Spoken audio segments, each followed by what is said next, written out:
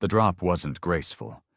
The ship's hull scraped against something invisible before the alarms cut off, and then everything went silent. Too silent. Mark Brenner gripped the railing, waiting for another jolt, but it didn't come. The viewport outside showed a sky that wasn't black with stars, but crowded with shapes. Huge, metallic shapes. Mark? Dalton's voice came from the pilot's chair, low and uneasy. We're not in Kansas anymore. No kidding. Directly ahead, a structure larger than any Earth city floated in the void, bristling with spires, docking arms, and something that looked a hell of a lot like gun batteries. Smaller craft swarmed around it like angry insects. Whatever this was, it wasn't human. Mark leaned over the pilot's shoulder. We got any read on what those things are? Dalton shook his head. Ship's sensors are throwing garbage. Nothing in the database even close. The comms panel lit up before Mark could answer. A sound came through first. Deep, resonant, almost like a lion's growl dragged through an amplifier. Then words, harsh and unfamiliar, snapped through the channel. Dalton frowned. Translation software's struggling, but I think they just told us to stop moving and prepare to be boarded. Mark gave a humorless chuckle. Of course they did. A shadow fell across the viewport as a long, claw-like docking arm extended toward their ship. The metal scraped against the hull before locking into place. The noise it made was sharp enough to raise goosebumps. Moments later, the airlock cycled, and the smell hit first. Something metallic, mixed with a faint chemical tang. Then came the figures. They weren't uniform in size. Some stood about human height, others towered like industrial cranes. But all wore segmented armor that hissed with some kind of internal mechanism. Helmets with insect-like eyes fixed on them, and weapons that hummed with a soft but deadly vibration pointed their way.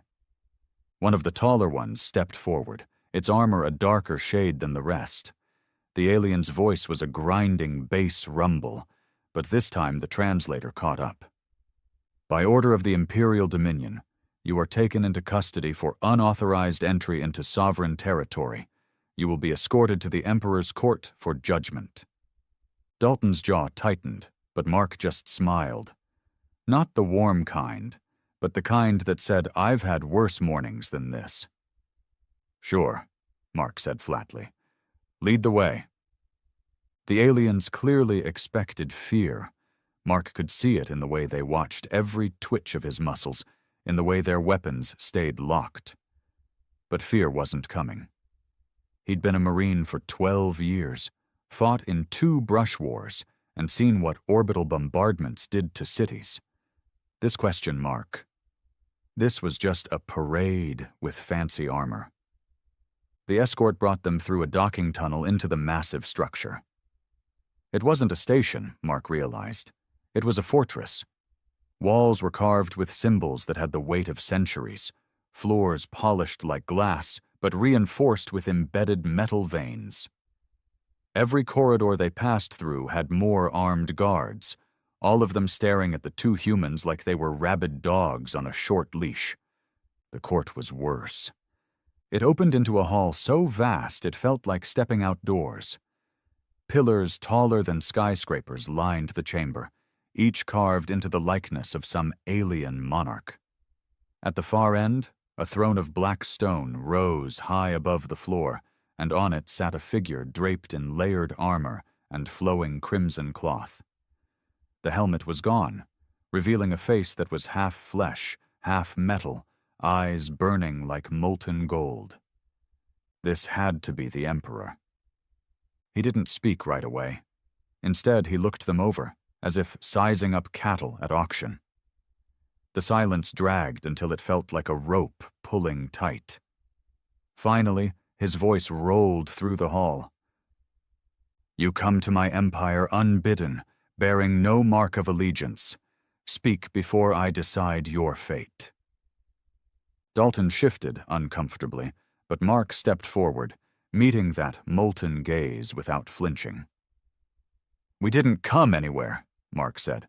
"We got thrown here by a busted jump drive. And as for deciding our fate..."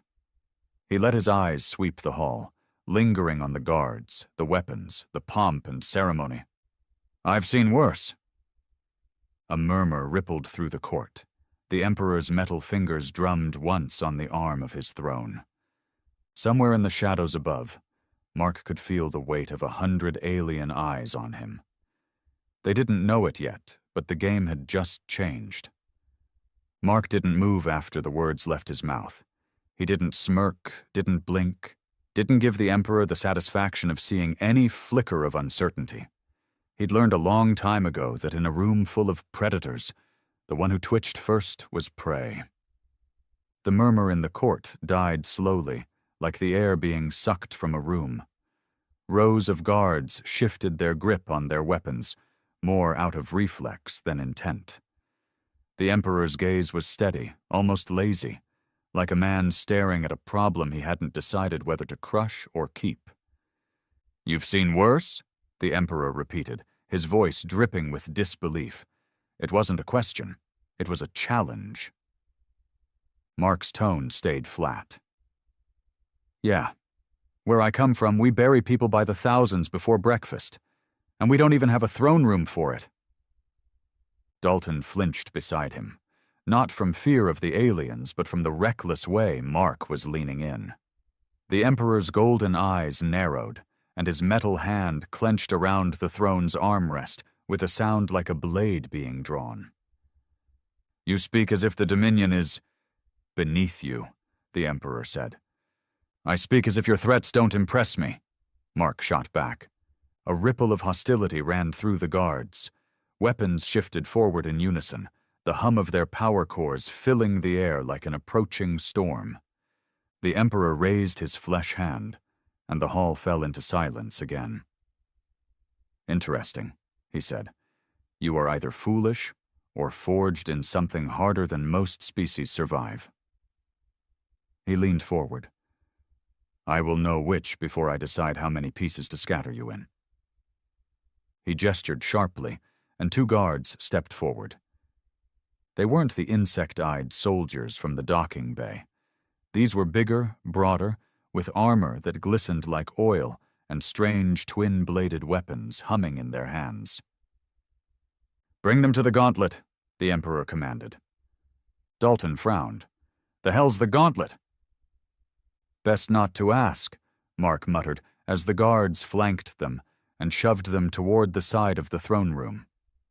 The corridors beyond were narrower, darker. The walls here were bare, stripped of the ceremonial carvings in the main hall.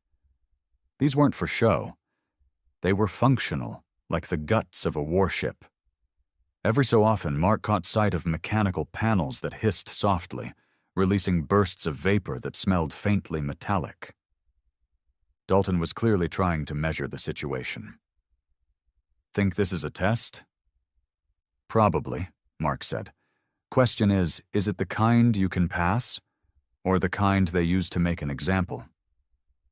They descended a flight of stairs carved directly into the hull's inner plating, emerging into a massive chamber. The air here was different, hotter, heavier, with the faint vibration of machinery running through the floor. In the center was a circular pit, maybe 50 meters across.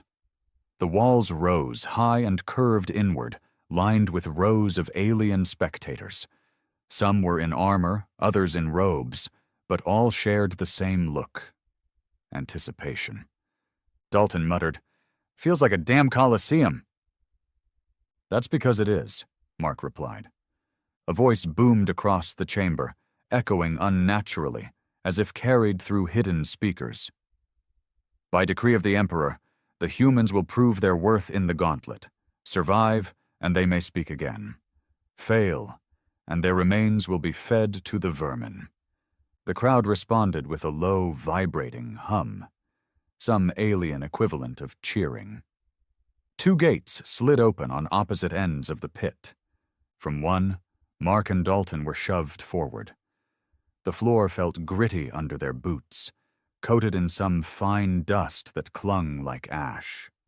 From the other, something stepped out. It was tall, easily 3 meters, its frame bulkier than any human's.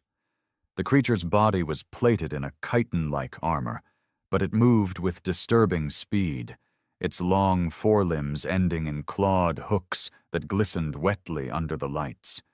Its face was a nightmare of mandibles and black, lidless eyes. Dalton swore under his breath. "We didn't bring weapons." Mark's eyes swept the pit. "We've got the floor." Dalton blinked. "What the hell does that?" The alien charged. Mark moved first, grabbing Dalton by the collar and yanking him to the side. The creature's claws tore into the ground where they'd been standing, sending up a spray of dust and shards. Mark hit the ground rolling, his hand closing around a loose chunk of plating. It wasn't much, but in a fight, anything could be a weapon. He came up on one knee and hurled it, not at the alien's chest, but at one of its black eyes. The chunk bounced harmlessly off the armor plating around the socket, but the distraction bought him a second. "Split!" Mark barked, and the two of them moved in opposite directions, forcing the creature to pivot between them. Dalton found a second piece of debris, a twisted length of piping, and swung it like a bat. The alien swiped at him, and Dalton ducked just in time, the hook slicing through the pipe with ease. Mark didn't waste the moment. He closed in on the creature's flank, slamming his boot into the back of one of its spindly legs. The joint bent inward with a wet pop, and the creature shrieked, a sound like tearing metal mixed with boiling water. It turned on him instantly, mandibles snapping, but Mark was already backing away, keeping his stance low. "Dalton, eyes!"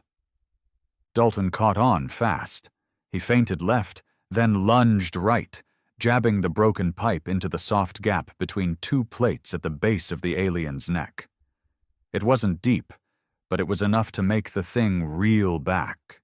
Mark stepped in with a low, brutal kick to the injured leg again. This time the joint gave out completely, and the alien crashed to the ground with a deafening thud. The crowd erupted, not in shock, but in that same low, hungry hum. Mark didn't hesitate. He grabbed the jagged edge of the pipe from Dalton and drove it into the alien's throat with all the force he had. There was a spray of dark fluid, a horrible gurgle, and then the creature went still. The hum of the crowd rose to a fever pitch. A gate opened behind them. Dalton wiped the fluid from his arm. "Please tell me that was it." Mark shook his head. "They don't call it a gauntlet for one fight." Two more came through the gate, smaller this time, but faster, moving on 4 limbs, their bodies sleek and segmented like giant armored hounds. Their mouths were filled with rows of needle teeth, and a thick, clear fluid dripped from them, sizzling where it touched the floor. Mark stepped back, scanning the pit again. No more debris big enough to serve as a weapon. "Stay moving," he said. "If they circle, we're dead." The creatures split instantly, one coming for each of them. Dalton dodged his first, but the thing pivoted like a snake, lunging again. Its teeth grazed his arm, slicing through his jacket. The fabric smoked where the saliva touched it. Mark had less room. His opponent came straight in, jaws wide. He sidestepped, grabbed the thing's neck plating, and wrenched hard, using its momentum to smash it into the wall. The impact dazed it, but didn't break anything. Dalton was holding his own, barely, using quick footwork to keep out of reach. But one slip would end it. Mark made a decision. He drove his knee into the side of his opponent's skull, stunning it long enough for him to grab one of its forelimbs. With a violent twist, he tore it free in a spray of that same sizzling fluid. The thing screamed, high and keening, and Mark didn't give it the chance to recover. He jammed the severed limb down its throat until it collapsed, twitching. Dalton's opponent noticed too late. Mark charged across the pit, the severed limb still in hand, and slammed it into the side of the second creature's head. The blow staggered it just long enough for Dalton to grab its neck and snap it in a sharp, efficient motion. They both stood there, panting, staring at the bodies. The hum of the crowd was now deafening.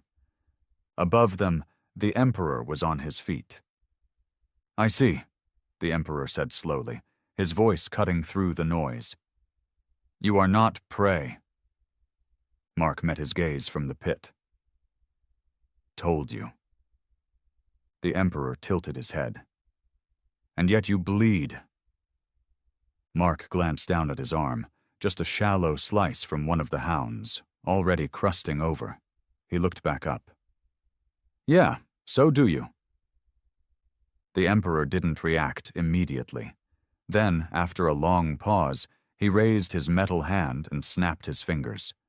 The gates to the pit opened again, not for more creatures, but for the guards. They came down in perfect formation, their weapons pointed not at Mark and Dalton, but toward the crowd, as if keeping the other spectators from interfering. "Bring them to me," the Emperor ordered. The walk back to the throne room felt longer this time. The guards didn't shove them. Didn't have to. The respect in their posture was subtle, but it was there. When they stood before the Emperor again, he rose from his throne and descended the steps himself. Up close, Mark could see that the metal parts of his body weren't decorative. They were battle-worn, scratched and pitted with old damage. "You were unarmed," the Emperor said, "yet you killed the Gauntlet's first 3 trials in minutes. No fear, no hesitation. Why?" Mark didn't hesitate with his answer. "Because where I'm from, hesitation gets you killed, and fear is just the thing that makes it happen faster." The Emperor studied him for a long moment, then turned slightly toward his court. Perhaps these humans have a place in the Dominion after all. Mark caught the subtle shift in the tone of the crowd. Some murmurs of agreement, some of discontent. Whatever the Emperor had planned next, it wouldn't be simple. And Mark wasn't sure yet if surviving the Gauntlet was a victory, or just the start of something worse. The Emperor didn't return to his throne right away. He stood in front of Mark and Dalton, the weight of the entire court pressing in like a physical thing. Every alien in the chamber was watching, and Mark could feel their unspoken verdicts hanging in the air like blades. "You've survived the Gauntlet," the Emperor said. "That grants you the right to stand here and speak without chains. But survival in the Dominion is not about strength alone. It is about knowing which enemies you may face directly, and which you must gut in the dark." Dalton muttered under his breath. "Great. So now it's politics." Mark didn't respond. He kept his gaze locked on the Emperor, but his ears tracked the shuffling in the court. Robes swishing, armor clinking, low murmurs passing between alien nobles. The Emperor gestured toward them. "You are outsiders. The court sees you as intruders. Some see you as curiosities, others as threats." Mark gave the faintest shrug. "Sounds familiar." One of the nobles stepped forward from the crowd. He was tall, thin, with a pale, almost translucent skin that stretched over long bones. His eyes were bright silver, unblinking, and his robe shimmered with threads that seemed to crawl like living things. "I am Lord Vale," the noble said, his voice smooth but sharp, like a blade being polished. "And I say the humans are an insult.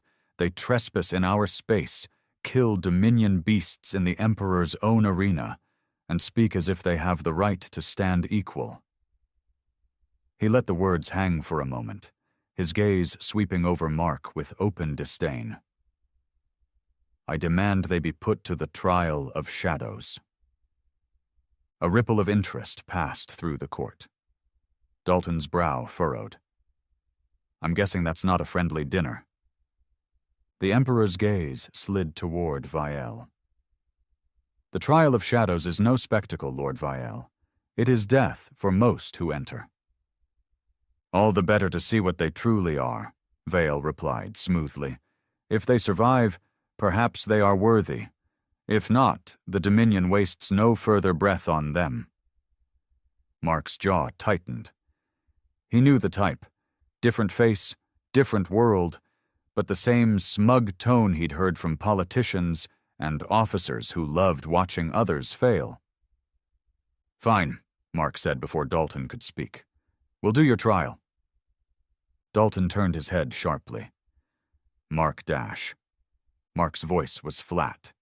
We already proved we can survive things that want to kill us face to face. Now they want to see if we can do it when it's uglier. We can. The Emperor regarded him for a moment, then inclined his head slightly. So be it. The trial begins at the next dark cycle. Until then, you will be housed in the guest barracks. His gaze hardened. Do not mistake this for mercy.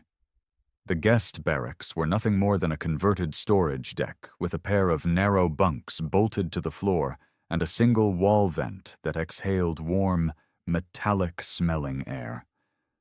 The door wasn't locked, at least not physically, but Mark could feel the hum of a containment field in the frame. Dalton dropped onto one of the bunks. You know, you could have at least asked what the trial of shadows is before you agreed. Mark sat on the opposite bunk, elbows on his knees. Didn't matter. If I said no, they'd kill us anyway. At least this way we pick the terms. Dalton shook his head. Picking the terms doesn't mean walking into a death trap with a smile. Mark didn't answer. His mind was already turning the possibilities over. Trials, gauntlets, arenas, every culture had its way of proving dominance. The difference here was that the Emperor seemed just as curious about them as the court was hostile. That curiosity might keep them alive, if they could play it right. Hours passed. The light in the ceiling dimmed to a dull glow, signaling the shift into the station's night cycle. The hum in the doorframe cut out, and the panel slid open. 2 guards entered, not the insect-eyed soldiers from before, but tall, broad-shouldered beings with armor that seemed fused directly to their skin. They didn't speak, only motioned for Mark and Dalton to follow. The trial's location wasn't in the fortress's ceremonial halls, nor in the arena pits. The guards led them down service corridors, past unmarked bulkheads, into the kind of maintenance shafts that smelled of oil and hot metal. Eventually, they came to a massive circular hatch. One guard pressed his palm against a panel, and the hatch rolled open with a hiss. Beyond it was darkness so complete it seemed to swallow the light spilling in from the corridor. The other guard handed each of them a short, curved blade with a serrated back edge. The hilt was wrapped in a material that felt like scaled leather. "No other tools," the guard said in a voice like grinding stone. "No light, no map. Survive until the second cycle and the trial is complete." Dalton raised an eyebrow. Survive what? The guard only bared teeth that looked like shards of obsidian. "You will know soon enough." Mark tested the weight of the blade in his hand. Balanced, deadly enough for close work, useless for anything at range, which meant whatever they'd be facing would be close. He stepped through the hatch without another word. Dalton followed, and the door sealed behind them, cutting off the last hint of light. The darkness was absolute. Not the kind you got in a city blackout, not the kind where your eyes eventually adjusted. This was deep cave black, thick and smothering. Mark kept his breathing slow, listening. Somewhere far off, there was movement. "Sounds like," Dalton whispered, then stopped as another sound cut him off. A slow, wet, dragging noise, followed by a faint clicking, like claws tapping against metal. Mark's instincts screamed. He motioned for Dalton to move, and they began edging along what felt like a wall, one hand trailing against it to keep direction. The clicking grew louder. Something brushed against Mark's boot, light, quick. Too small to be one of the arena beasts, but it moved with the confidence of something that wasn't afraid. Dalton hissed, "Something's behind us." Mark didn't turn immediately. He waited until the sound was close enough that he could hear the faint rasp of breath. Then he spun, dropping low, and drove the blade upward in a sharp, practiced motion. The steel met something hard, skidding off before biting into softer tissue. There was a screech, high and furious, and the sound of claws raking across the floor. Dalton lunged in beside him, his blade flashing once in the dark. Something heavy thudded against the wall, then slid to the floor. The smell hit next, acrid, almost burning. "One down," Mark said quietly. They didn't have long to breathe. From somewhere deeper in the dark came more clicks, this time in multiples. Dalton swallowed. "They're hunting in packs." The next hour was nothing but movement and noise. They never saw their attackers clearly, only shapes in the dark, claws scraping against steel, the flash of teeth in the briefest glints of some alien bioluminescence. Mark fought without hesitation, his strikes aimed for joints, soft spots, and gaps in armor.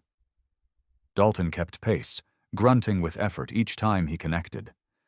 The blades grew slick, the floor more treacherous. They lost track of how many they killed.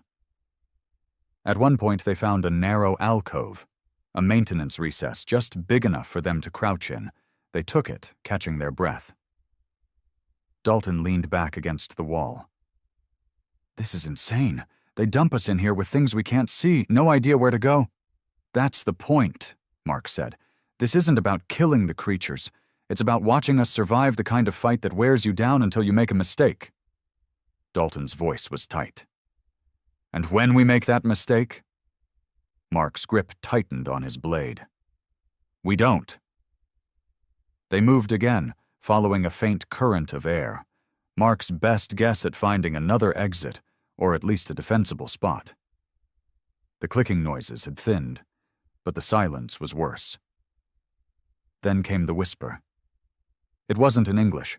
The words were liquid and sharp, carrying from somewhere ahead.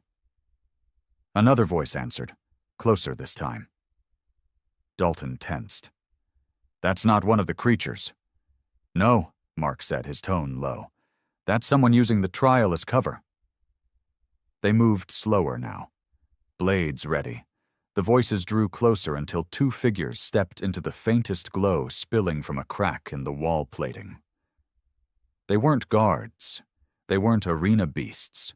They were humanoid, slender, wrapped in dark fabric that broke up their outline, masks covering their faces. The weapons in their hands weren't blades. They were short-barreled firearms. Dalton's eyes widened. "Assassins!" Mark didn't waste breath.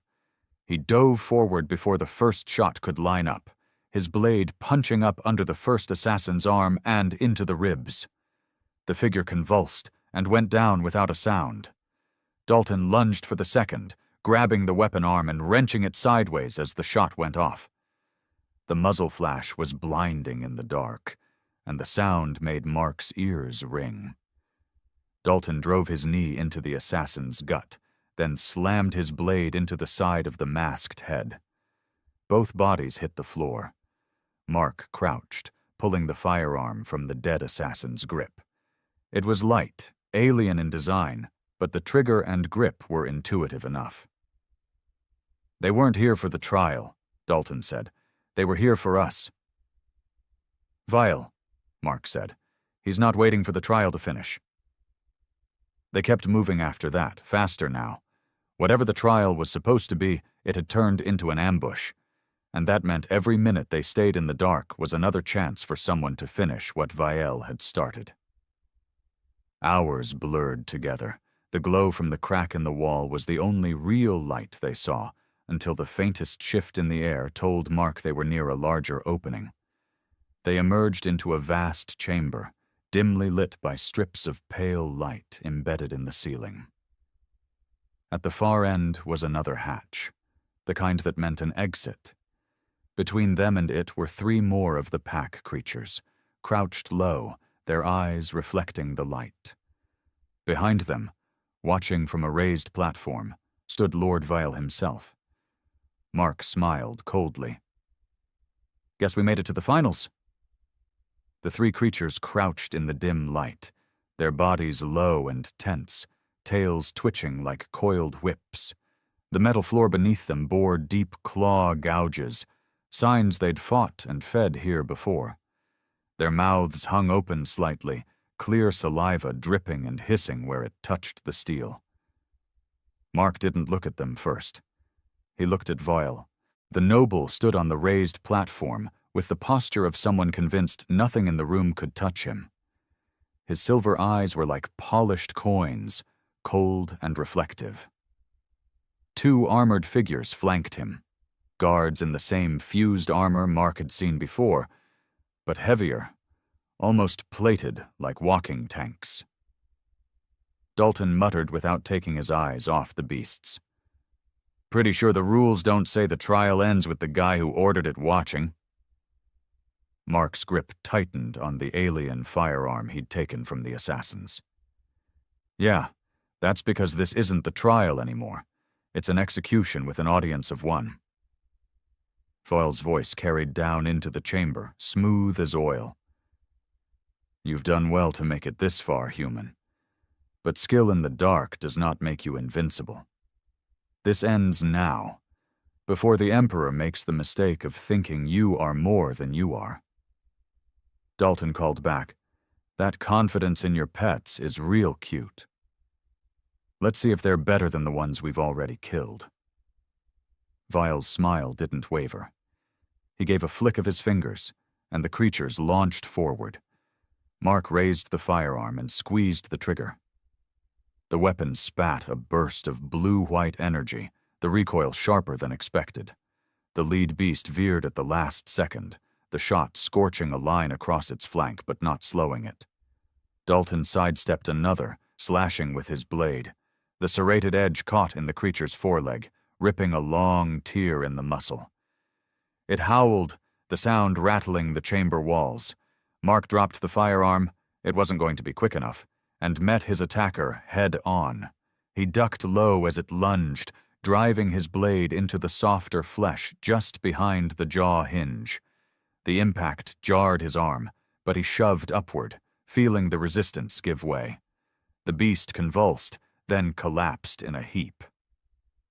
Dalton was backing up fast, his beast circling for another strike. The third had veered wide, looking for an opening to come at them from behind.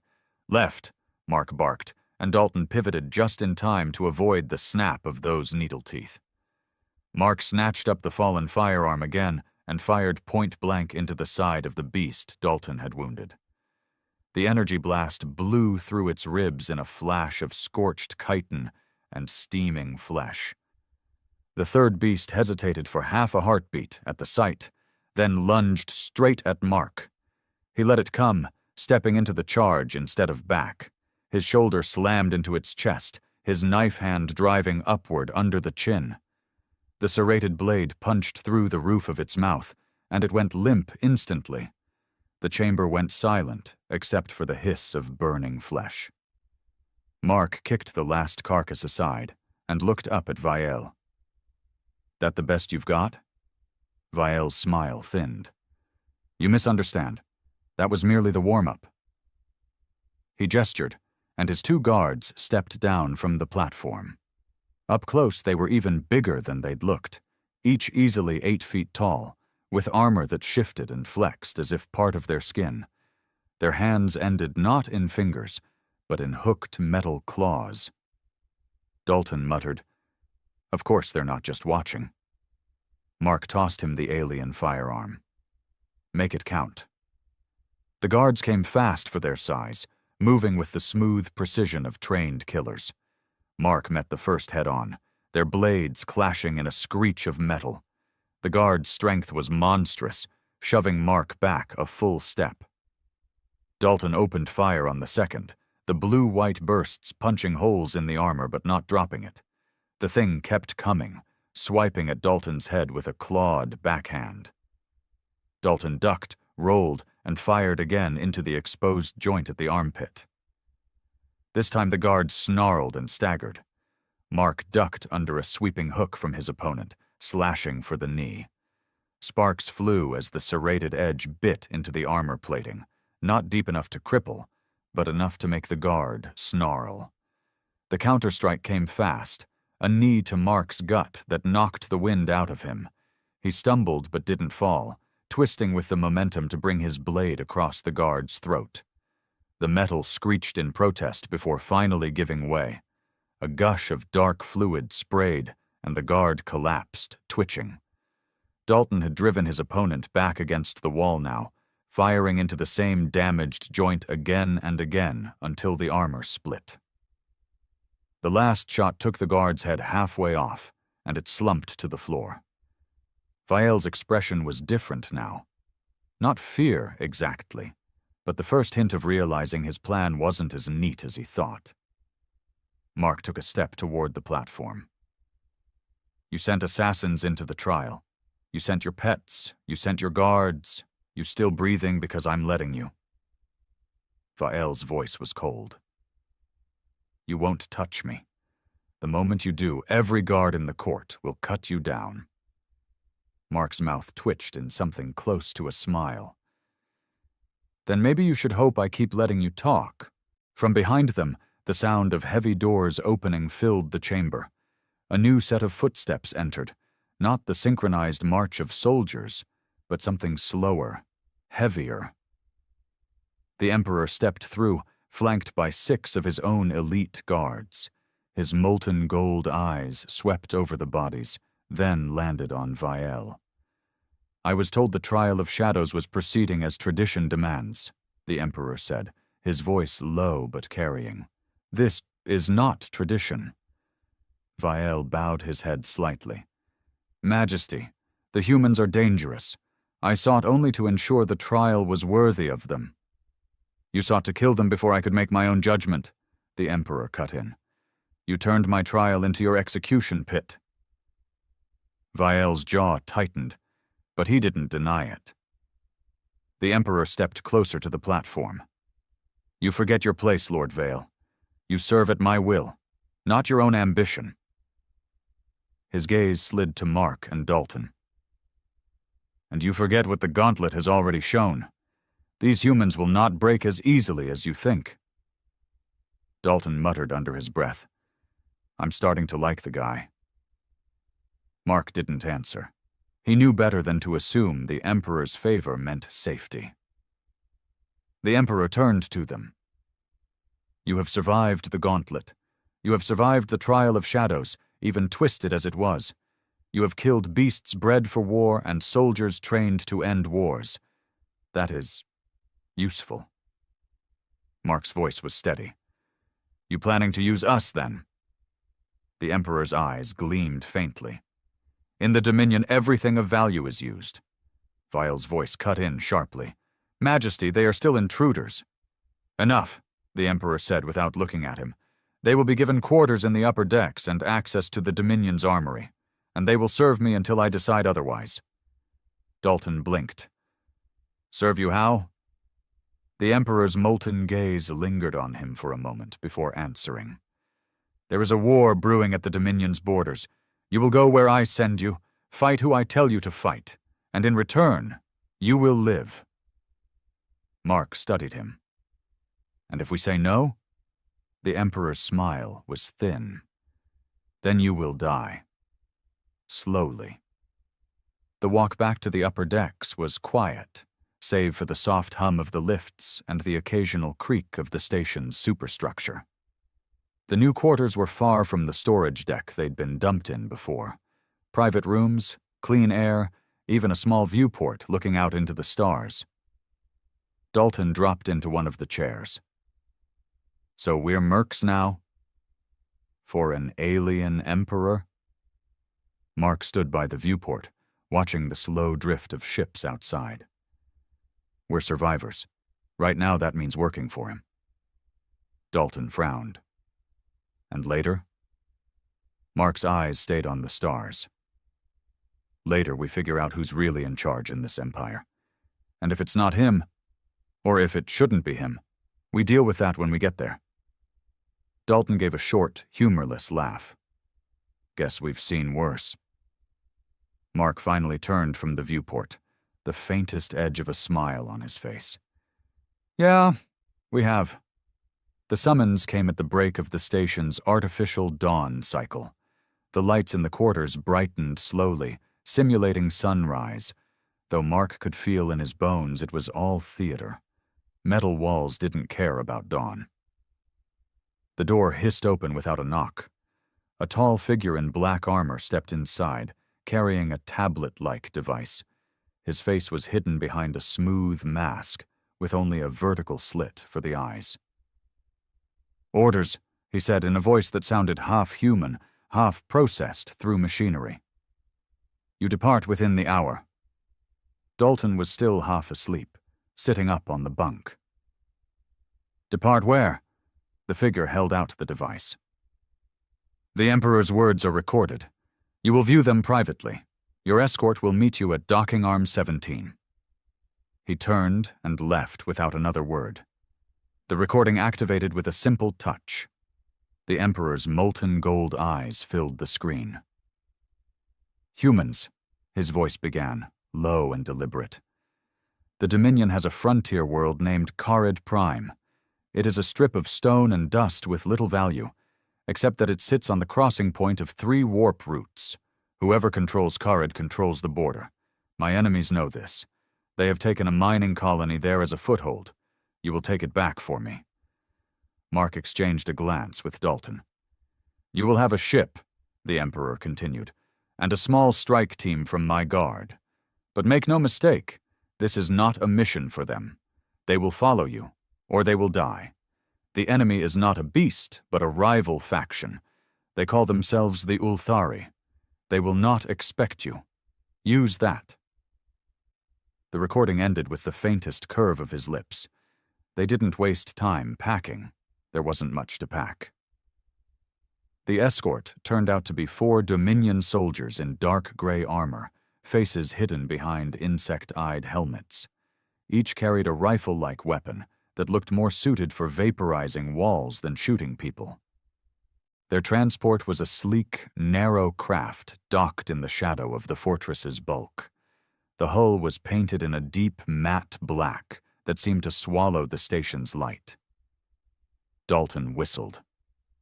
"That's a stealth ship if I've ever seen one." One of the Dominion soldiers turned his head slightly. "It is not stealth. It is death that does not announce itself." "Cute slogan," Dalton muttered. The jump to Carid Prime was short. The ship's viewport went from the swirl of hyperspace to a barren expanse of rock and sand. In the distance, jagged mountains rose like the spines of a buried beast. The mining colony sat in the shadow of one of those ridges. From orbit, Mark could see the grid of structures, prefab shelters, processing plants, and the tall skeletal towers of drilling rigs. Smoke drifted from several points in the colony, but no Dominion flags flew. The pilot's voice came through the comm. "Enemy patrols detected on the north and west perimeters. Recommend entry through the south ridge." Mark nodded. "Take us down low and slow. I want us under their sensors before we get close." Dalton strapped in beside him. "You got a plan for once we're down there?" "Yeah," Mark said. "Make them think we're not worth shooting at, then make them regret it." They sat down in a rocky gulch less than a kilometer from the colony's southern edge. The air was thin but breathable, carrying the sharp tang of ozone from the drilling equipment. The Dominion soldiers moved with crisp precision, but Mark could see it in their posture. They weren't used to taking orders from outsiders. That was fine. He didn't need them to like it, just to follow it. "Rule 1, Mark said quietly as they moved toward the colony. "We move fast, we hit harder, and we don't get cute with drawn-out firefights. In and out before they can call in reinforcements." Dalton added, "Rule 2, if something moves and it's not us, assume it's hostile until it proves otherwise."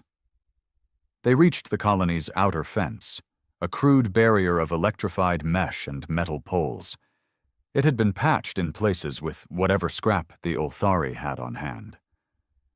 Mark crouched low, studying the two guards at the nearest gate. Their armor was light, their weapons older models, and their body language screamed boredom. "Two-man patrol," Dalton murmured. "We could take them before they know what hit them." "Not yet," Mark said. "We're ghosts until we're not."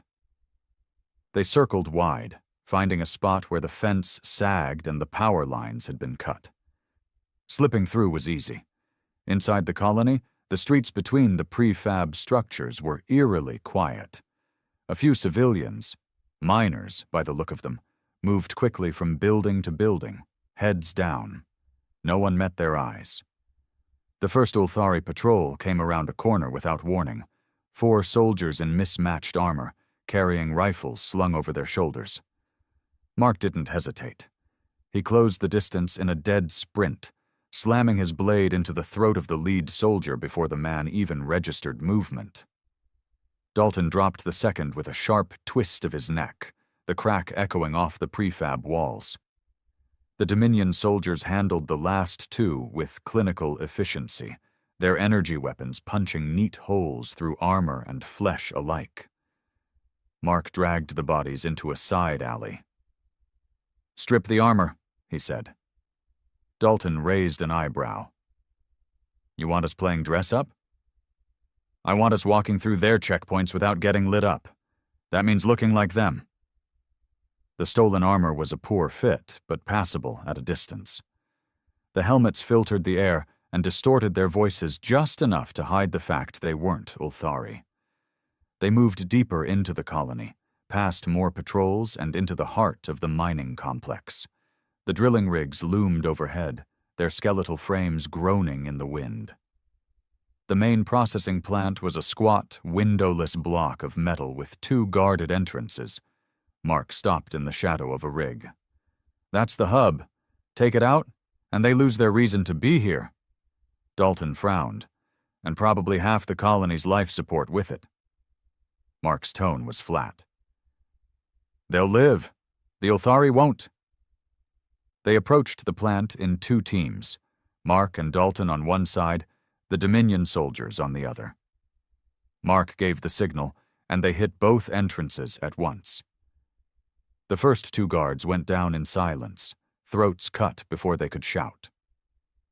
Inside, the air was thick with the smell of hot metal and chemicals.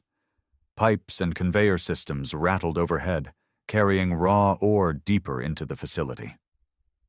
An Ulthari squad rounded a corner ahead. Mark dropped one with a blade to the gut, yanking the man forward to use as a shield as the others fired. Energy bolts hissed past, scorching the walls. Dalton took another down with a clean shot to the head. The Dominion soldiers swept in from the opposite side, cutting the remaining Ulthari to pieces in seconds.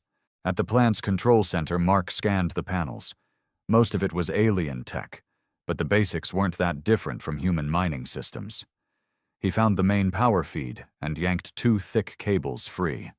Sparks spat across the floor, and the deep thrum of the machinery began to die. Alarms wailed instantly. Dalton grinned behind his helmet. "Guess we're not ghosts anymore." Mark's voice was cold. "Good. Let them come." They fought their way back toward the South Ridge, leaving chaos in their wake. Ulthari soldiers poured into the streets, confused and shouting over the alarm sirens. Civilians scattered, doors slamming shut. The Dominion soldiers were efficient, but it was Mark and Dalton who broke the Ulthari's nerve. They moved like predators in a herd, hitting hard, never staying in one place long enough to get pinned. By the time they reached the outer fence again, the colony was in full retreat. The Ulthari weren't chasing. They were scrambling to regroup. Back aboard the ship, the Dominion pilot didn't speak until they'd cleared the atmosphere. "Report to the Emperor will be immediate." Dalton leaned back in his seat, peeling off the stolen helmet. "I think we just made his point for him." Mark didn't answer right away. He was staring at the viewport, at the shrinking shape of Carid Prime below. Something about it itched at him. How quickly the Ulthari had broken, how lightly they'd guarded the plant. It hadn't been a stronghold. It had been bait. Mark couldn't shake the itch. The colony hadn't been defended like a border jewel. It had been manned like an afterthought. The Ulthari soldiers were mismatched, their patrol routes lazy, their reaction time slow. Even the plant's security grid had been a joke compared to what the Emperor's briefing implied. Dalton noticed, too. He leaned over from the next seat on the shuttle as the barren curve of Carid Prime shrank behind them. "Not exactly the nightmare they sold us," he said. "I've seen drunk dock gangs guard liquor shipments tighter than that." Mark didn't respond. He watched the tactical readout in the corner of the viewport, a slow, spinning wireframe of the planet, with heat signatures marking the scattered Ulthari units they'd bypassed. None of them were moving to retake the plant. Instead, they were leaving. "Dalton," Mark said quietly, "those patrols we avoided? They're heading west, not toward the colony, away from it." Dalton frowned. "Retreat?" "Not retreat," Mark said. "Redeployment." The pilot's voice crackled over the comm. "Inbound transmission from the fortress. The Emperor will receive your report now." Mark didn't look away from the readout. "Patch it." The viewport flickered, replaced by the Emperor's molten gold eyes and the smooth, deliberate voice that carried even through static. "Report, human." Mark didn't sugarcoat it. "Carid Prime is secure. The Ulthari forces broke faster than expected, almost too fast." The Emperor tilted his head slightly. "Too fast? They weren't dug in. They were sitting on the colony like they knew it didn't matter. Either they wanted us to take it, or they didn't care if we did." For a fraction of a second, the Emperor's expression didn't change. Then, almost imperceptibly, his eyes narrowed. "Return at once." The transmission cut without ceremony. Dalton stared at Mark. "You think he knew?" Mark leaned back, jaw tightening. "If he didn't before, he does now." The return trip should have been quiet. Should have been. Halfway through the jump corridor, alarms began to scream in the cockpit. The Dominion pilot's fingers danced across the console, chittering curses in his native tongue. "What is it?" Mark called. The pilot's voice was clipped. "Interdiction field. The jump corridor is collapsing ahead of us." Dalton cursed. "Meaning?" "Meaning," Mark said grimly. "Someone's about to pull us out of hyperspace in the middle of nowhere." The transition hit like a brick wall. One moment the stars were stretched into streaks. The next, they snapped into pinpoints against a backdrop of cold black. The ship shuddered violently as the systems reoriented. And then they saw it. A fleet, no, a swarm of Ulthari ships hung in space ahead, their hulls bristling with angular armor plates and weapons pods that looked like spines. They weren't warships in the Dominion sense, sleek and heavily shielded. They were built for speed and swarming numbers. Dalton whistled low. "That's a lot more than the Emperor said we'd see out here." "They weren't defending Carid," Mark said flatly. "They were waiting for whoever came to take it." The pilot began evasive maneuvers immediately, rolling the shuttle hard to port. The first volley from the Ulthari lit up space where they'd just been, energy bolts and kinetic slugs scattering like a meteor shower. The Dominion soldiers strapped into firing positions along the shuttle's hull ports, their weapons flashing in rapid pulses.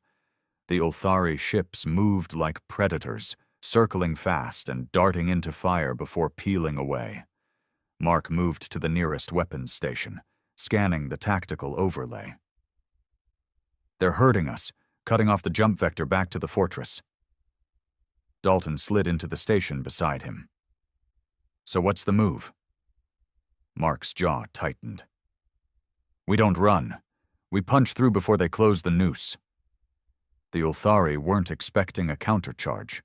Mark had the pilot vector straight for the densest cluster of enemy ships, weaving just enough to throw off their aim. The Dominion soldiers poured fire into anything that crossed their path, tearing holes in smaller craft and forcing larger ones to peel away. Dalton grinned savagely as one Ulthari ship spun out of control and detonated against a drifting fragment of rock. That's one. Don't count, Mark said. Just keep shooting. They broke through the first line of ships, but the swarm wasn't breaking. They were regrouping, forming a wedge ahead to cut off the escape vector entirely. Mark's eyes flicked to the nav display.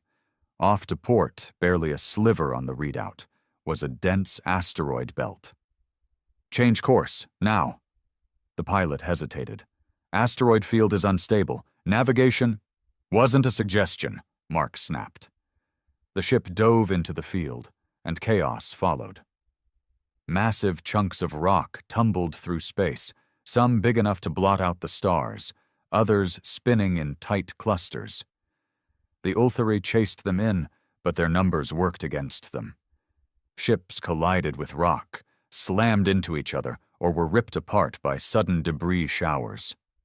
Dalton laughed over the comms. They're eating themselves alive.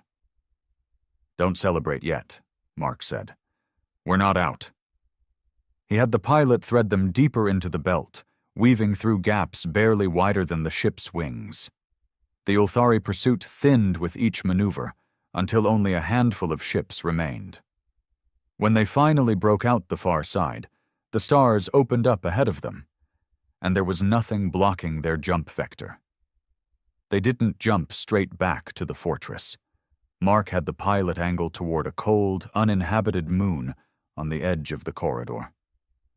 They set down in a crater, shields up, engines idling low. Dalton stepped off the ramp into the powdery dust, looking at Mark. Why the pit stop?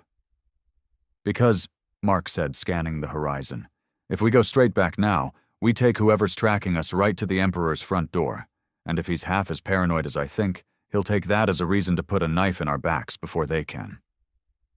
Dalton exhaled slowly. So we wait. Mark nodded. We wait.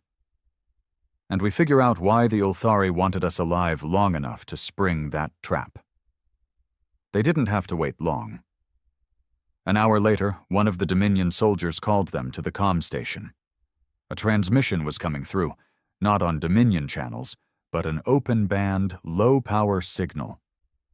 Mark had it patched through. The screen flickered, and the face that appeared was not Dominion, not human. The alien skin was the deep green of tarnished copper, its eyes narrow and dark. Its voice was low, measured, almost amused. Humans, you fought well on Kharid, better than the Emperor's other pets. Dalton's tone was ice. You with the Ulthari? I am their commander, the alien said without hesitation, and I know the Emperor sent you there to die. I also know you are not his loyal dogs. Mark didn't move, didn't blink. What do you want? The alien smiled faintly. To make you an offer. The Dominion thinks humans are just another tool. I think you are a weapon. Work with me, and you will not be disposable pawns. You will be allies. Dalton glanced at Mark. He's offering us a job. Mark kept his eyes on the screen. And the catch? You kill for the Dominion. You get nothing but survival. Kill for me, and I will give you something the Emperor never will. Freedom. The transmission cut before Mark could answer. Back on the ramp, Dalton crossed his arms. So what now? Take the offer? Mark stared out at the horizon of the dead moon. We take the intel. The Ulthari think we're good enough to recruit. The Emperor thinks we're good enough to send into a meat grinder. That means we're worth more than either side's willing to admit. Dalton grinned faintly. which means we play both until one makes the mistake of trusting us. Mark's mouth twitched in something close to a smile. Exactly. When they finally jumped back toward Dominion space, the path was clear. The Emperor's fortress loomed ahead, its spires catching the light of the nearby sun. Mark knew the questions would start the moment they docked. He also knew the answers he'd give would be carefully chosen. Just enough truth to keep the Emperor's interest, and just enough omission to keep the Ulthari's offer alive. For the first time since stepping into this galaxy, they weren't just reacting. They had options, and that made them dangerous. Docking back at the Emperor's fortress felt like walking into the lion's mouth. The docking arm sealed with a hiss, and before the ramp had even lowered, a full squad of the Emperor's elite guards stood waiting. Their armor gleamed black, accented with thin red lines that pulsed faintly, like veins. The insect-eyed helmets turned in perfect unison to follow Mark and Dalton as they stepped down. No one spoke. The guards formed up around them and led the way through the fortress's cold, echoing corridors. Dalton leaned just close enough for Mark to hear. "We're either getting medals or spaced." Mark didn't answer.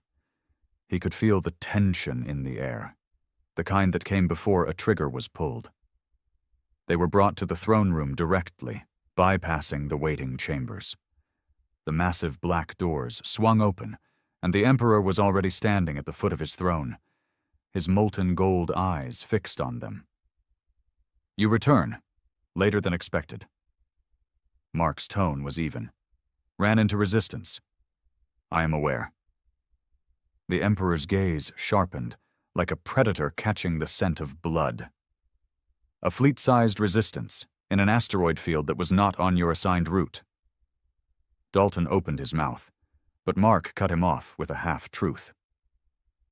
"The Ulthari pulled us out of jump, ambush. We punched through, used the belt for cover." The Emperor's fingers tapped once on his metal armrest. "And yet, you survived." Mark let a faint edge into his voice. "You sent us out there with a handful of guards and a gunship that wasn't built for fleet work. Surviving wasn't the surprise." The Emperor's gaze lingered on him for a moment too long. Then he spoke. "Carid Prime remains under Dominion control. For now, that is acceptable. You will rest. Your next orders will come soon." They were dismissed without ceremony, which told Mark more than words could. Their new quarters were higher in the fortress, still small, but with a view of the void. Dalton shut the door behind them and exhaled. "He knows something's off." Mark dropped into the chair by the viewport. "Doesn't matter if he knows, matters if he can prove it." Dalton frowned. "You think the Ulthari commander's going to contact us again?" "He will," Mark said, "and when he does, we listen. Doesn't mean we do what he wants, but we make sure we're not just pawns in the Emperor's game." 3 days later, the Emperor's orders came. A Dominion courier brought a sealed case and a datapad. The case contained updated weapons, a pair of compact, high-output energy rifles and combat knives with alloyed edges that shimmered faintly in the light. The datapad held the mission brief: infiltration and sabotage of a relay station deep in Ulthari space. The station's function was clear. It handled encrypted communications between Ulthari fleets. Destroy it, and their coordination would take a hit. Dalton looked up from the datapad. "Sounds straightforward." Mark scanned the specs. "Straightforward missions are the ones that get you killed. If I were them, I'd have that station rigged to trap anyone who tries to take it." Dalton smirked. "Guess we'll find out." They left the fortress on a courier frigate, faster and sleeker than their last ride, with no guards this time. Just them, 2 pilots, and the mission. The jump into Ulthari space was smooth, but Mark's gut was already telling him they weren't alone. He spent the entire trip watching the sensors, noting the faint blips that came and went too regularly to be natural. Halfway to the relay station, the comm panel lit up, not with a Dominion code, but an open band signal. Mark answered without hesitation. The Ulthari commander's green, tarnished copper face appeared, the faintest smile on his lips. "I knew you would come," he said, "and I knew it would be for something important." Dalton crossed his arms. "You tracking us now?" The Ulthari ignored him, eyes on Mark. "That station you're going to destroy, it's not just communications. It's where we keep the evidence that the Dominion has been violating the old treaties, evidence that could turn half their allies into enemies overnight." Mark didn't flinch. "You want us to steal it instead of blowing it up?" "Exactly," the Ulthari commander said. "Get me the files, and I will make sure you are no longer disposable to anyone." Dalton gave a humorless laugh. "And if we just blow it like we were told?" "Then the Dominion's lies remain hidden, and you remain tools." The signal cut without waiting for an answer. Dalton turned to Mark. "We can't play both sides forever. Eventually, one's going to figure out we're lying to them." Mark looked out the viewport at the streak of stars. "That's the point. We make sure they both think we're more useful alive than dead, even if they know we're lying." Dalton shook his head. "You're going to get us killed." Mark's voice was calm. "Maybe, but not today." The relay station hung in space like a spined sea creature, its long antenna arrays stretching out in every direction. It rotated slowly, the metallic surface catching faint glints from a nearby star. The frigate's stealth systems got them close enough to dock on an unmonitored maintenance port. Inside, the station's corridors were narrow, with panels that hummed faintly from the power running through them. Ulthari technicians moved about, none armed, though the occasional guard in light armor patrolled the halls. Mark led the way to the data core, bypassing the main access points, and instead following the maintenance ducts. Dalton grunted as he crawled through the cramped space. "You sure this leads to the core?" "I'm sure this leads somewhere the guards won't expect us," Mark replied. The data core was a cylindrical chamber 3 decks high, filled with glowing columns of vertical storage units. A single Ulthari officer worked at the main terminal. Mark signaled to Dalton. One quick strike, and the officer went down without a sound. Dalton moved to the terminal. "I can get the files, but I need time." Mark took up a position by the door. "You've got 5 minutes." The Dominion's orders had been clear. Overload the core. Detonate the station.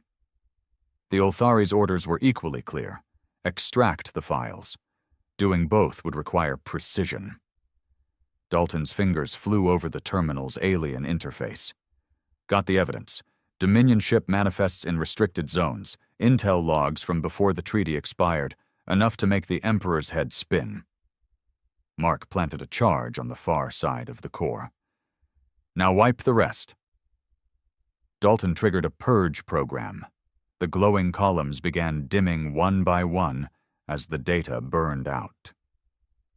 The first alarm sounded just as they left the core. Ulthari guards rounded the corner ahead, rifles up.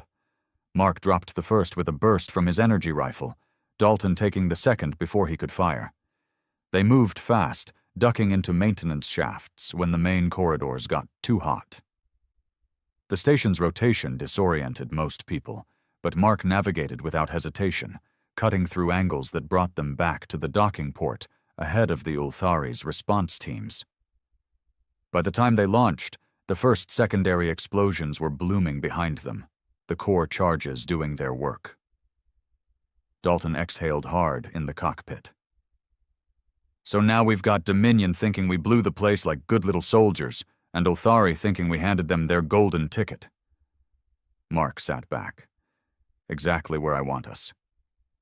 The Emperor was waiting when they returned, not in the throne room, but in a private war council chamber. Maps of contested space floated as holograms in the air, dotted with Dominion and Ulthari fleet positions. He studied them as he spoke.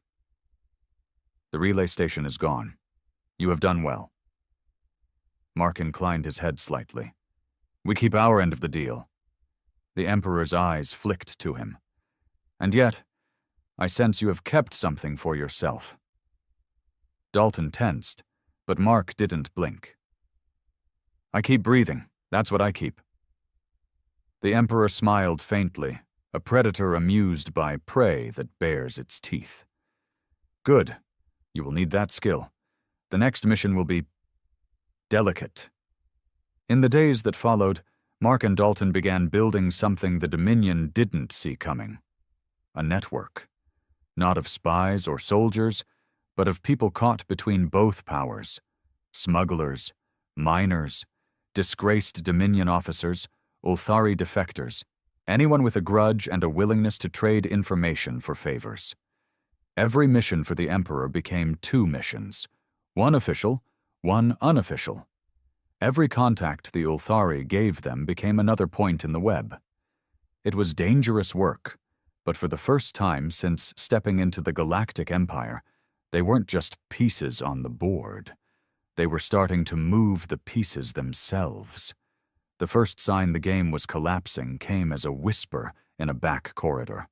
A smuggler contact, one of the few Dominion citizens willing to deal in Ulthari goods, met Mark in a maintenance bay below the fortress docks.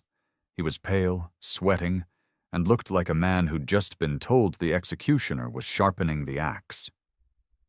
They know, the smuggler said. Both sides, not the details, but enough. The Emperor's pulling ships from the border. The Ulthari are consolidating in their core worlds. Everyone's preparing for something. Dalton leaned against the bulkhead, arms crossed. Yeah, and guess who's going to be standing in the middle when it kicks off? Mark didn't respond immediately. His mind was already running scenarios, half of them ending with a blaster bolt in his back from one side or the other. The smuggler's voice cracked. You didn't hear this from me, but the Emperor's ordered your next mission to be non-return. And the Ulthari, they've put a bounty on your heads big enough to buy a small moon. Dalton gave a humorless laugh. Guess we made an impression? They met in their quarters that night. Mark had cleared the room of listening devices twice already, but he still kept his voice low. We're done playing middlemen, he said. Dalton frowned. You mean pick a side? Mark shook his head. I mean be the side. The Emperor wants control, the Ulthari want chaos. We give them both, but on our terms. We pull their fleets into the same system and let them tear each other apart. Dalton's grin was slow and sharp.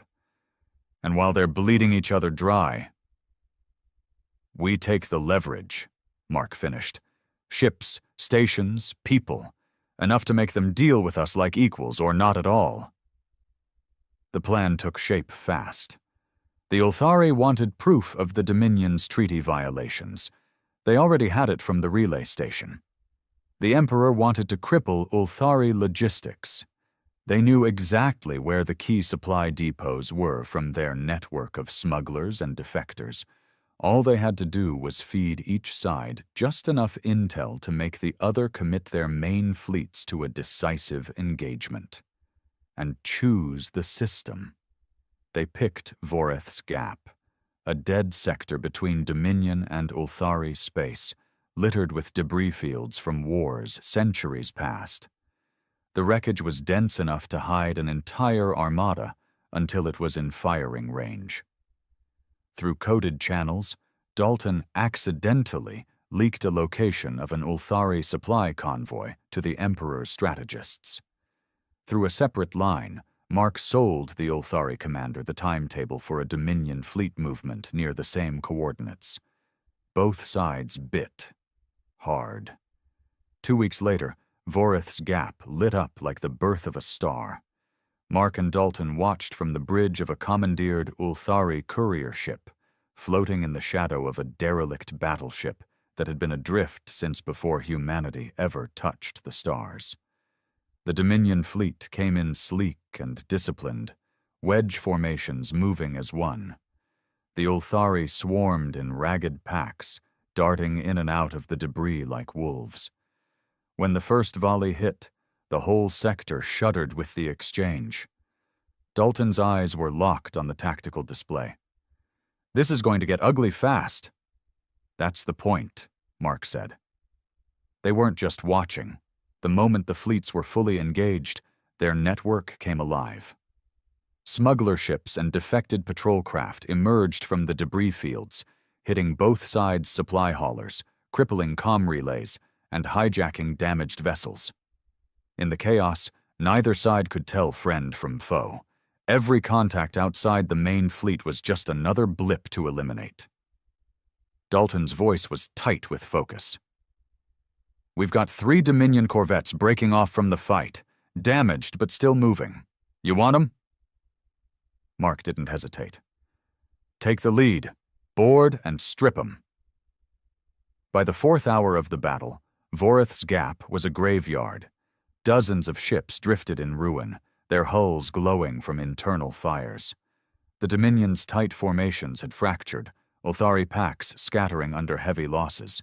Mark had no illusions. Either side could rally if given the chance. That's why they weren't going to get one. He triggered a coded signal to the rest of their network. Small strike craft, hidden until now, surged from the wreckage to target the flagships of both fleets simultaneously. Not to destroy, just to wound enough to force a retreat. Dalton grinned as the tactical display lit up with new explosions. "Both sides just lost command control." "Exactly," Mark said. "Now we move." They emerged from the debris in their courier ship, broadcasting on open channels to both fleets. Mark's voice was calm, measured, carrying the weight of someone who'd already proven he could survive their worst. "Dominion, Ulthari, you've both been played. By us.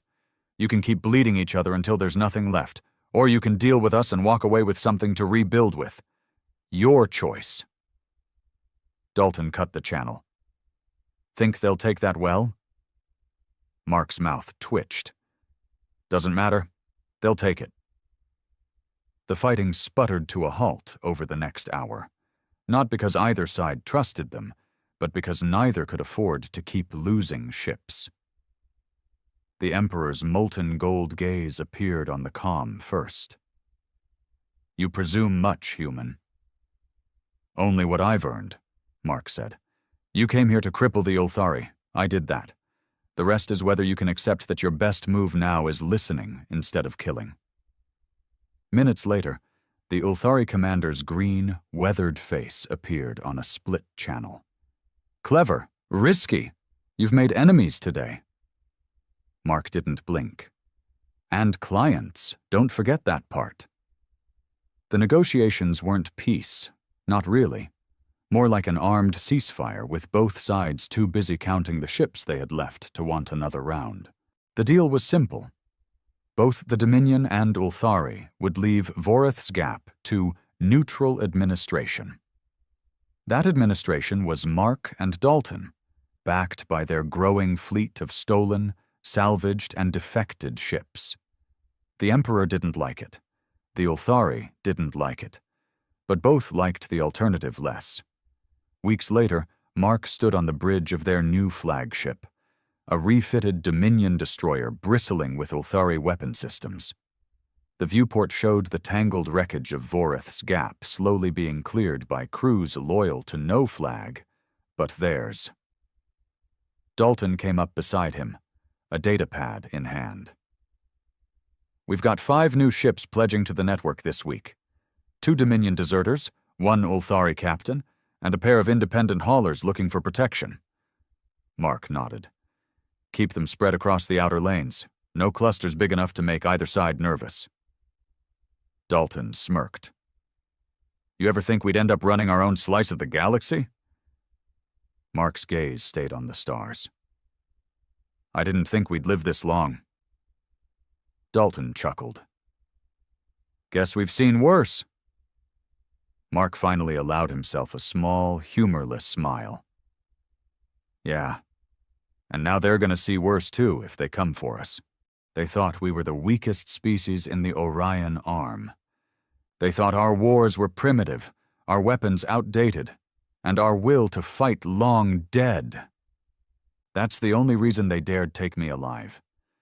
The chains around my wrists were cold, humming faintly with some alien energy that made my arms heavy. My vision was still blurred from whatever sedative they'd injected me with when they stormed the mining station. All I could see through the haze were tall, insect-like shapes moving in and out of the shadows, their sharp legs clicking against the metal floor. The Clicktar. My name's Mason Hale. I'm not a soldier anymore, haven't been for 6 years, but even a retired soldier knows when a war has already started, especially when the enemy's first move is to kidnap you instead of just killing you. They dragged me into a chamber the size of a hangar. At the far end, a creature bigger than all the rest waited, its head crowned with bone-like ridges. It stared at me with the kind of curiosity you see in predators when they're deciding whether you're worth eating. "You are human," it said in a voice that seemed to grind in my skull rather than my ears. I didn't answer. The thing leaned forward. "Your species fights for survival. We wish to know why." I gave a bitter laugh. "Why? Because we've never been given a choice." Something about that made its mandibles twitch. I could see the smaller ones shifting uncomfortably. Maybe they'd expected begging, not sarcasm. They didn't understand. Humanity doesn't do well in cages. You lock us up, you prod us, you try to dissect our instincts, and sooner or later something breaks. Not in us. In you. It wasn't until they forced me into one of their so-called trial arenas that they started to learn. They wanted to watch me fight one of their hunting beasts, some hulking, four-eyed thing with a jaw like a steel trap. The crowd of Clicktar warriors watched from above, clicking their claws in amusement. The beast charged, its roar shaking the ground. And in that moment, something in me snapped back into the man I used to be. I didn't dodge. I didn't run.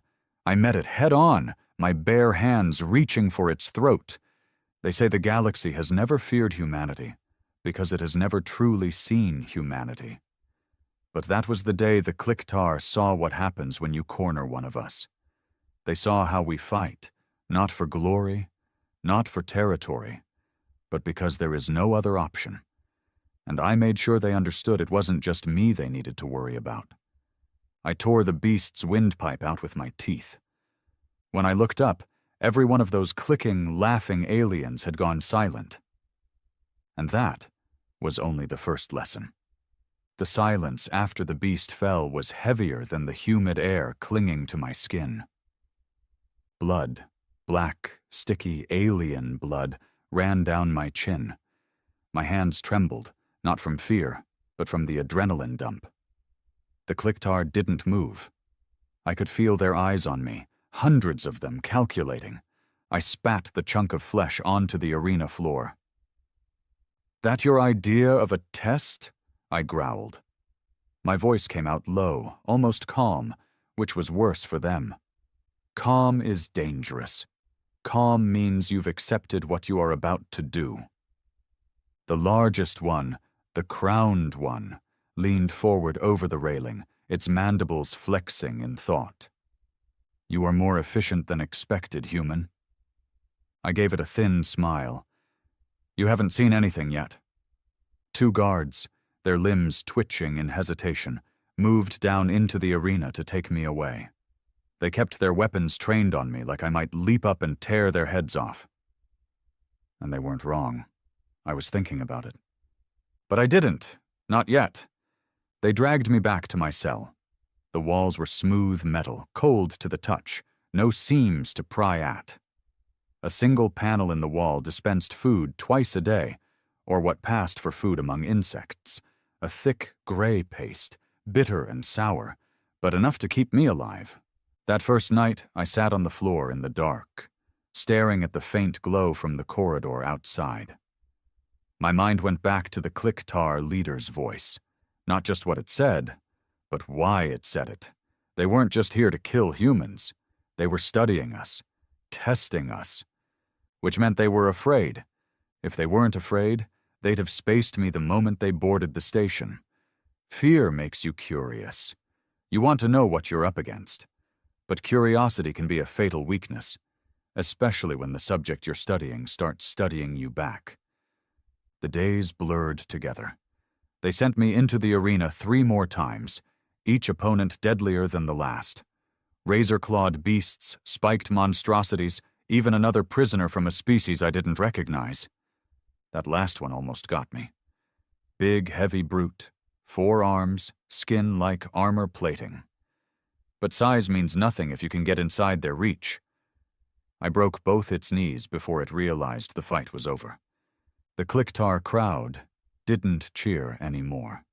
They watched in silence now, the way farmers watch a predator they've trapped in their barn, wondering if the trap will hold. Between fights, I began to learn their patterns. Guards changed shifts every 8 hours.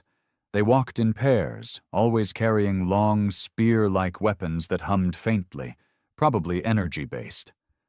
I counted the steps from my cell to the arena. I noted the way the floor vibrated when larger ships docked with the station. They thought I was just surviving. I was preparing. On what I guessed was my 19th day in captivity, the crowned one came to see me in person. It didn't step inside the cell. Smart move. But it stood in the doorway, looking me over like a man inspecting a weapon he wasn't sure he wanted to fire. "You adapt quickly, human." I shrugged. "That's what we do." Its eyes narrowed. "Our history says your kind has no place among the stars. You are reckless, violent, short-lived." I smiled, leaning forward. "And yet here I am, making your best fighters look like children." The mandibles twitched again. Maybe that was their version of a frown. "You think your victories matter? You think they make you strong?" it asked. "No," I said, my voice dropping to a growl. "They make you weak, because every time I win, you tell me more about how you fight, and more about how to break you." For a moment, the only sound was the faint hum of the corridor lights. Then it left without another word. 3 days later, everything changed. They woke me in the middle of the night cycle, chains snapping onto my wrists. I was marched through the corridors, past sections of the station I hadn't seen before. Storage bays, mechanical rooms, even what looked like a hangar full of ships shaped like sharp-edged beetles. We stopped at a room lined with monitors. A holographic map of the galaxy floated in the center, dozens of red markers scattered across the star systems. I didn't need to ask what they were. "War fronts," the crowned one said, stepping into the room behind me. I turned my head. "You're showing me this? Why?" Its gaze was unblinking. "Because you are going to help us win them." I laughed, hard, sharp.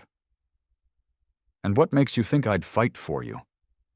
It leaned closer, voice dropping to something cold and surgical.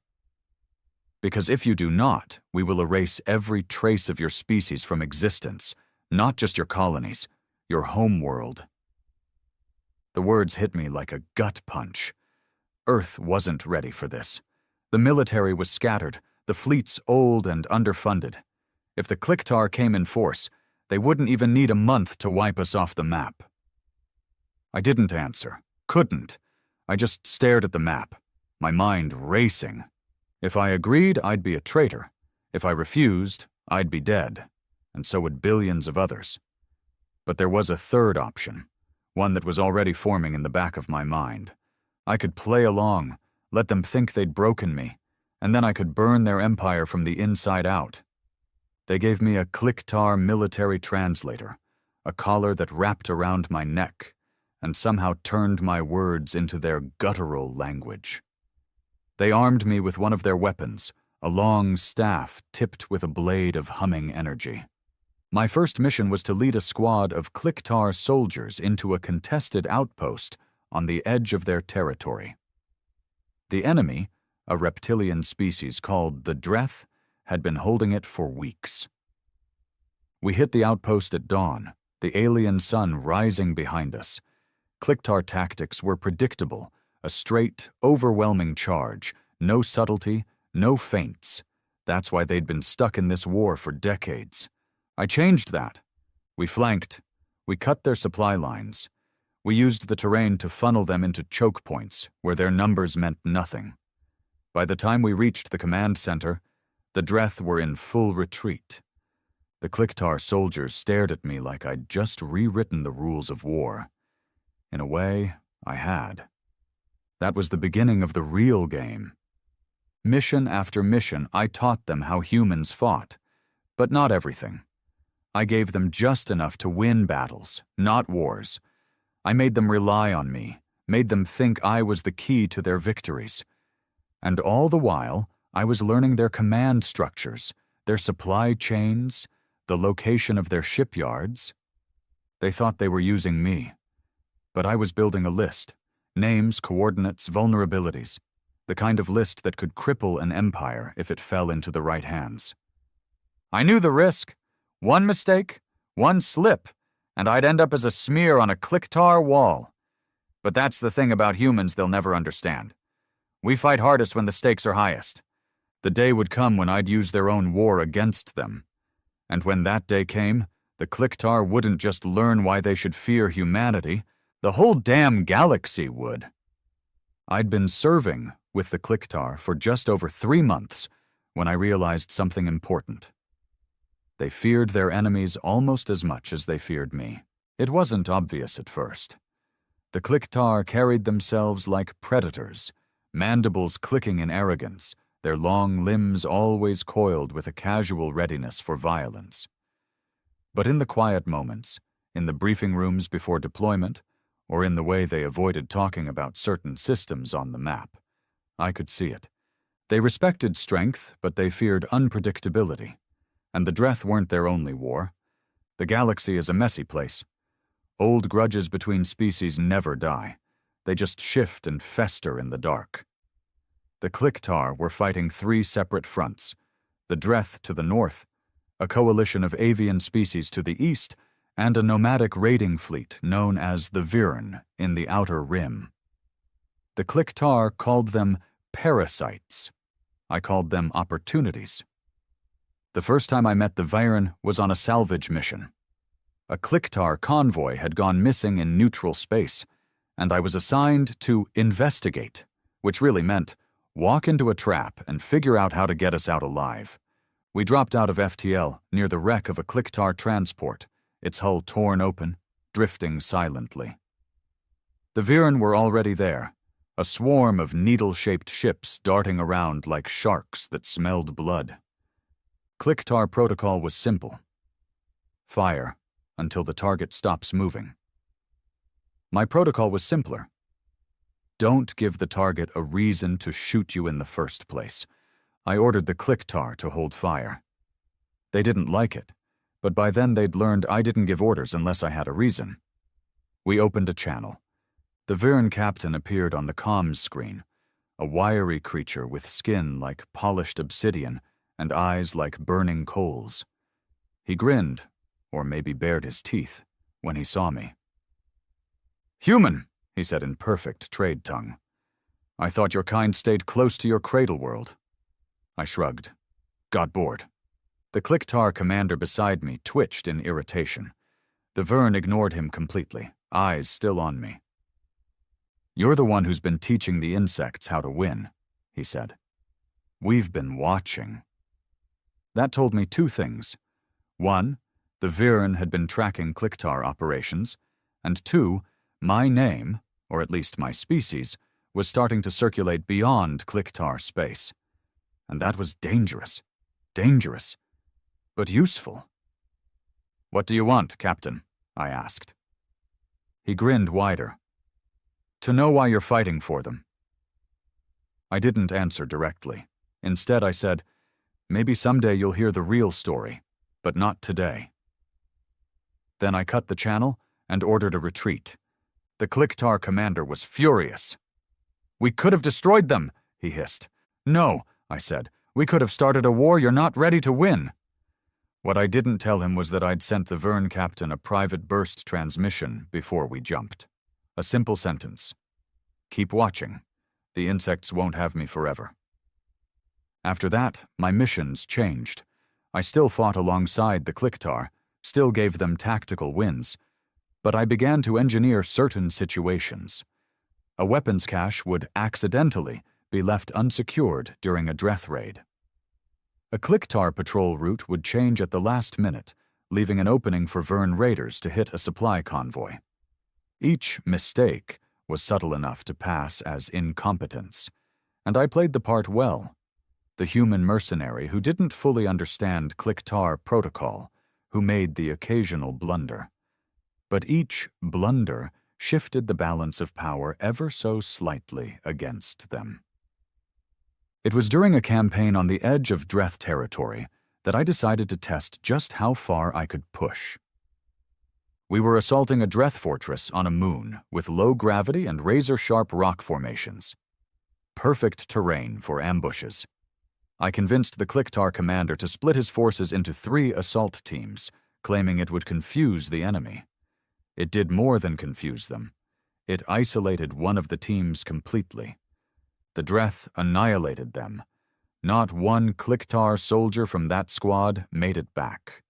In the debrief, the commander demanded an explanation. I looked him dead in the eyes and said, "If your soldiers can't adapt, they don't deserve to survive." He didn't argue. Clicktar respect results, and we still took the fortress. But I could see the distrust in his eyes now. Good. Let him wonder if I was an asset or a liability. Let him keep me close, where I could keep cutting at his empire from within. The galaxy works on stories as much as it does on fleets and armies. Word spreads. The Dreth started telling tales of a human who fought like a demon, who could turn a Clicktar victory into a disaster without firing a shot. The Vern whispered about a human who might be worth following when the insects finally lost their grip on him. The Clicktar tried to control the narrative.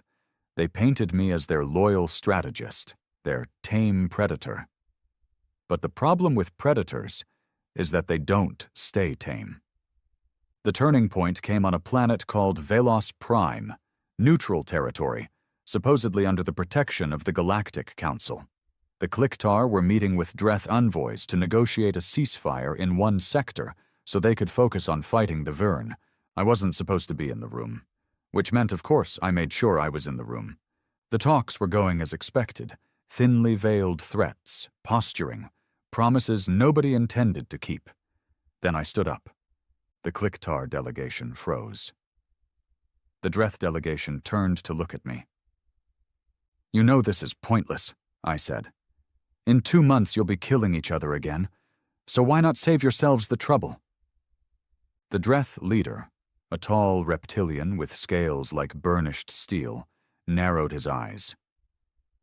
"And what would you suggest, human?" I smiled. "Simple. Stop fighting each other, and start fighting them." I jerked my head toward the Clicktar. The room went deathly still. Clicktar guards tensed. Dreth eyes gleamed, and just like that, the seed was planted. That meeting didn't end in blood, but it ended in something far more dangerous: doubt. The Dreth began to hesitate on the battlefield. Clicktar commanders began to second-guess their own human strategist. And the Viren? They started shadowing Clicktar fleets more closely, looking for their moment to strike. I could feel the web tightening, every thread leading back to me. It was risky. If the Clicktar ever put it together, I'd be dead before I could blink. But the beauty of chaos is that nobody knows where the first spark came from.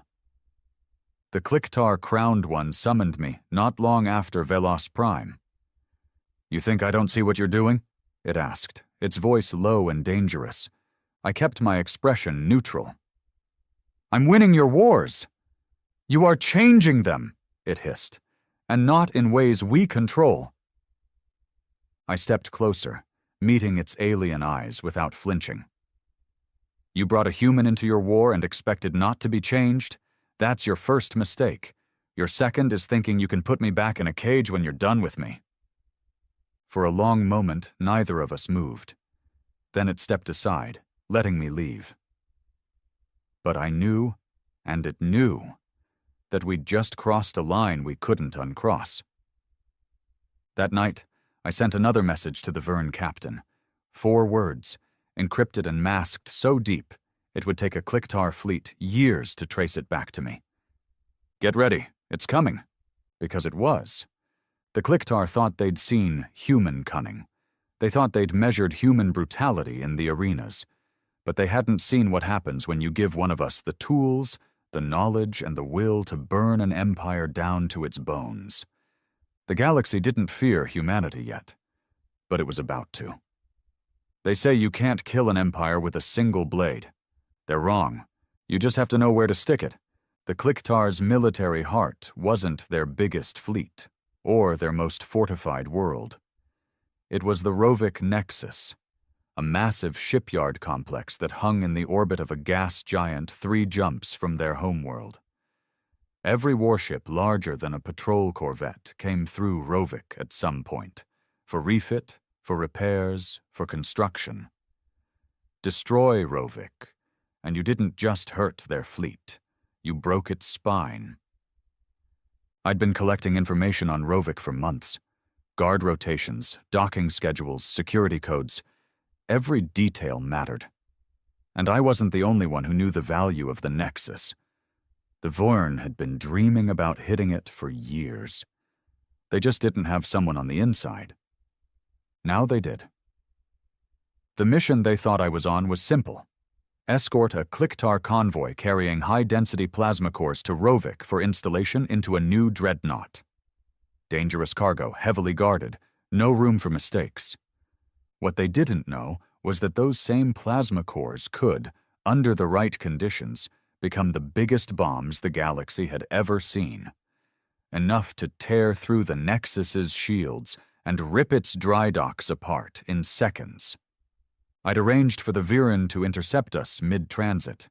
Not a full attack, just enough to force us into a tight defensive formation and drive us into a sector with a conveniently unstable binary star. The Clicktar saw it as a tactical necessity. I saw it as the perfect place to hand their precious plasma cores over to the Verne without anyone realizing it until it was too late. The handoff happened fast. While Clicktar gunners focused on Verne decoy ships, I used the chaos to slip coded clearance to a Viren stealth shuttle. They latched onto our lead transport under the cover of sensor interference from the star's magnetic fields. Less than 20 minutes later, the shuttle was gone, carrying enough explosive power to turn Rovik into space dust. We limped the rest of the way to Rovik, damaged and late, but still intact.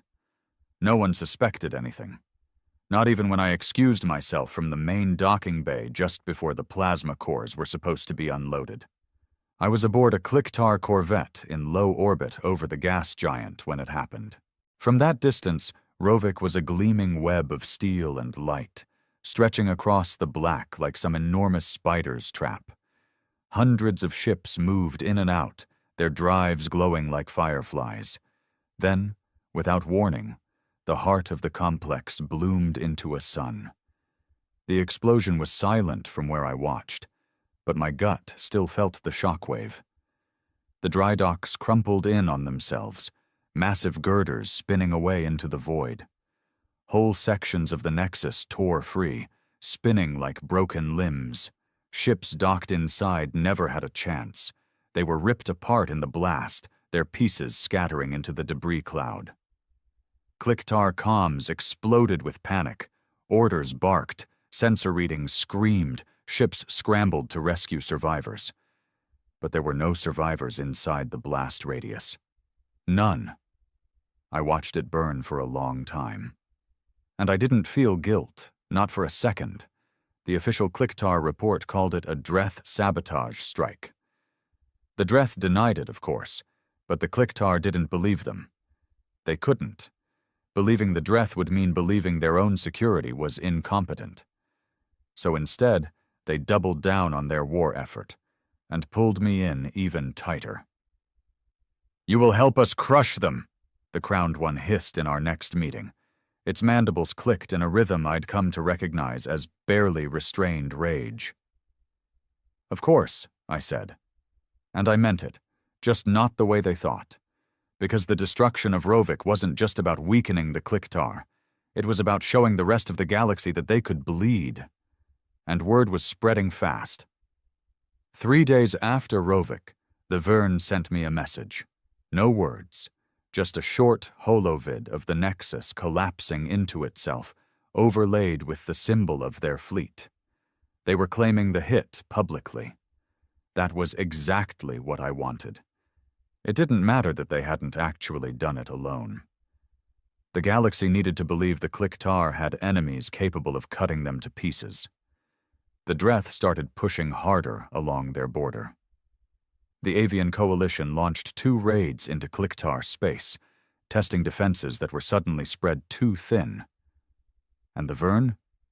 They hit 5 more convoys in a single week, their numbers swelling as opportunists from other fringe worlds joined their ranks. Every faction was smelling blood in the water. The Clicktar tried to retaliate, but without Rovik, every loss hurt twice as much. Ship repairs took longer. New builds slowed to a crawl. They started pulling ships from less critical fronts to reinforce their core territories, which meant those fronts collapsed even faster. And through it all, I kept feeding just enough intelligence to the Viren to keep them ahead of Clicktar patrols. Not enough to expose myself, but enough to make them think I was their silent partner. They were right. It was on a long-range reconnaissance mission that I got my first taste of how the galaxy was really starting to see me. We dropped into the Algris Belt, a Dreth-controlled mining zone, to scout asteroid bases rumored to be supplying the Viren. We weren't expecting resistance. We got it anyway. A Dreth raider squadron came out of nowhere surrounding our ship.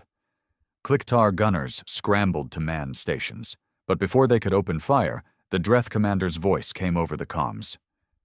"Is the human aboard?" The Clicktar captain froze, mandibles clicking in confusion. I stepped forward.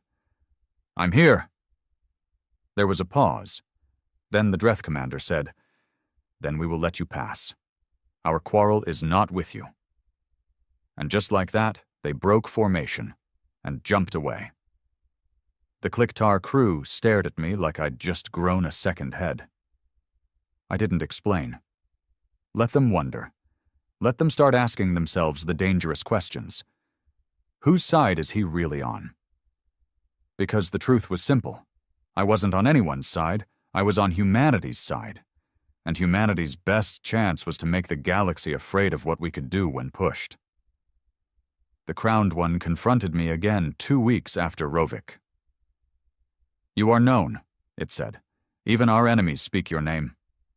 "Good," I replied. "No," it hissed. "Not good. They do not speak it with fear of you serving us.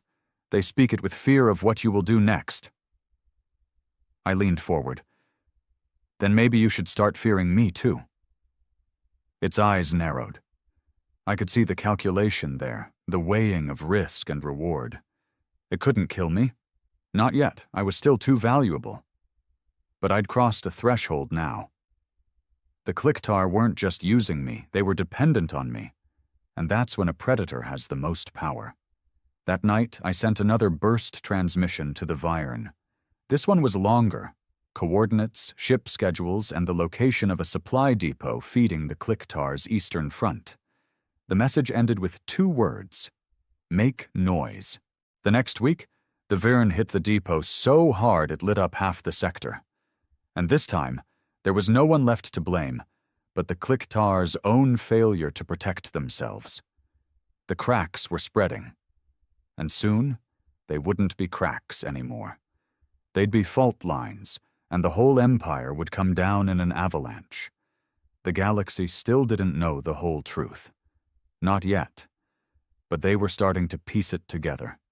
The rumors of a human who played empires against each other, who turned battles into massacres and alliances into traps. And fear? Fear was starting to turn into something sharper. Something that made even the toughest warlords think twice before crossing paths with me. They didn't call me by name anymore. They didn't have to.